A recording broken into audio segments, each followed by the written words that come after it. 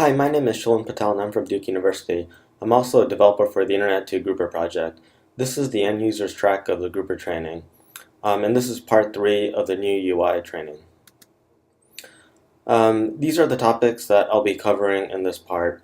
This part is doing all demos, focusing on showing how to view and update memberships and privileges on groups. So for memberships, I'll show you how to view the current memberships, how to edit memberships, including start and end dates, how to revoke memberships, and how to trace memberships. For privileges, I'll show you similar things, how to view the current privileges, edit privileges, and trace privileges. And then I'll also show you how to view a group's memberships and privileges in other objects. So this is the home page of the new UI. Under root, I'll go under applications, and under that I'll go to a folder that I created called Demo Application 3. There are a couple of groups in here. There's the test group 1, which has 3 direct members, Barry Porter and John Benson and John Blair. And then there's a test group 2, again 3 direct members, Barry Porter, Jane Benson, and Jane Blair. So Barry Porter is in both of the groups, and this group has Jane Benson, Jane Blair, versus test group 1 has John Benson and John Blair. And you could see in both of them that they're all direct members. So say for test group 1, I add test group 2 as a member. So let's see what that ends up looking like.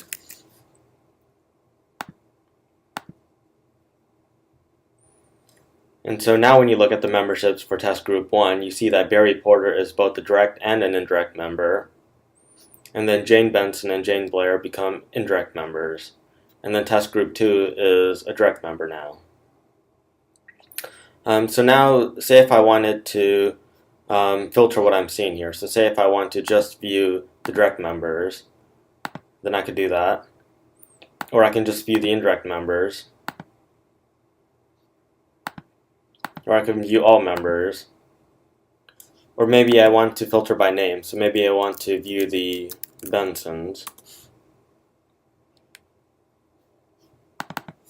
Or I can go back and just view everyone. I could also remove some members, so I can click on one or more of the direct members and then click remove selected members up here. I can also edit the membership, so again I could select one of the direct members, say John Benson, click on actions, edit membership and privileges. And now this can allow me to set start and end date. So I can set a start date in the future, and then that would remove the membership currently, and then once that date is reached, the membership would be added automatically by Grouper. Or I can add an end date, and once that end date is reached, then the membership will automatically be removed.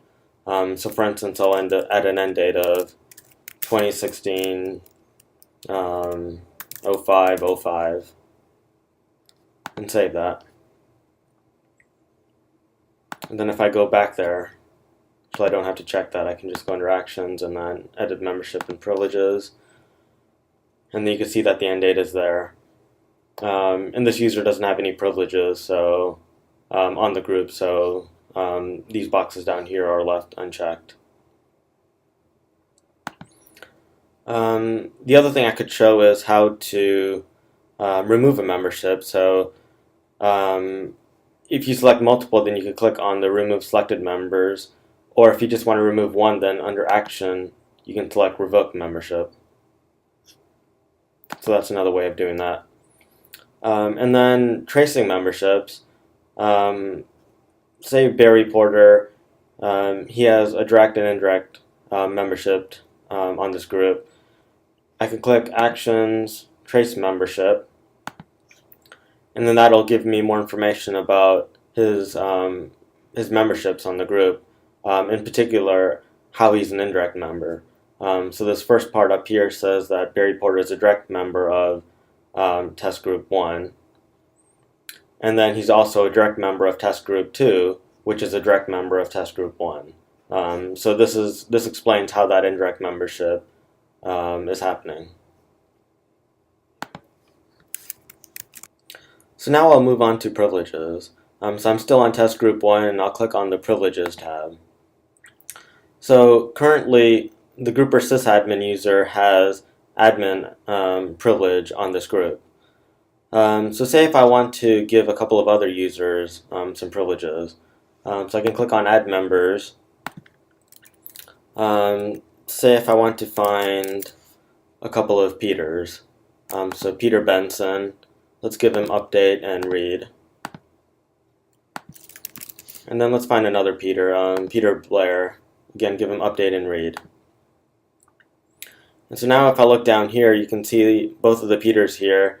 The read and update privilege for both of them is highlighted in black. That indicates that they have those privileges directly. Over here you can see that the checks are in place for opt-in, opt-out, and view, but they're grayed out. So that indicates that they have indirect privileges, because having read and update would give you those other privileges. So say if I want to remove the update privilege for Peter Benson, one way I could do that is just hover over that check and it'll turn into an X, and then I just can click it. And then that privilege is gone now. But you can see that he still has the direct read privilege, and the direct read privilege would give him the indirect view privilege, so that's still checked. Let's say if I want to give both of these Peters admin privilege on this group. I can either click that, and then that would do it, or I can check both of these, and then up here I can select what privilege I want to give them. So assign the admin privilege, and then there you can see that that's done. Now they both have direct admin privileges. So that could be useful if you want to make changes to a lot of people that are being that you have in the display. And you can see that now all of the checks here are filled in. Some of them are direct, and the ones that aren't direct privileges are indirect privileges, because admin gives you everything.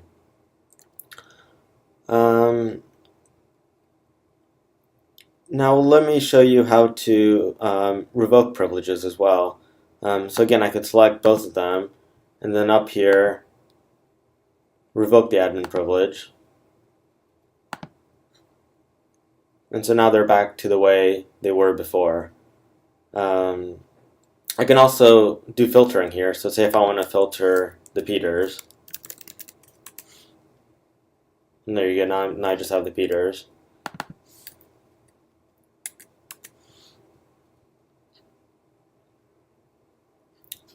So now let me add let me remove the privileges on Peter, on both Peters.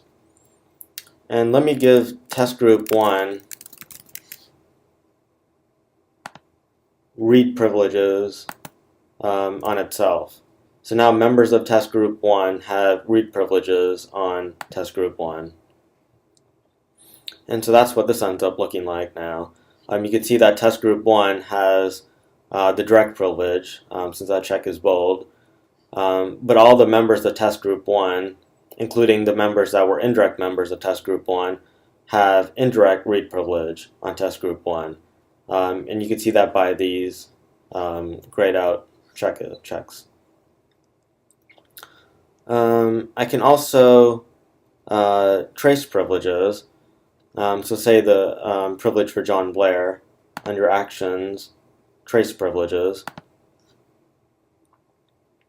And so John Blair is a direct member of test group 1, and then test group 1 has read privileges on test group 1.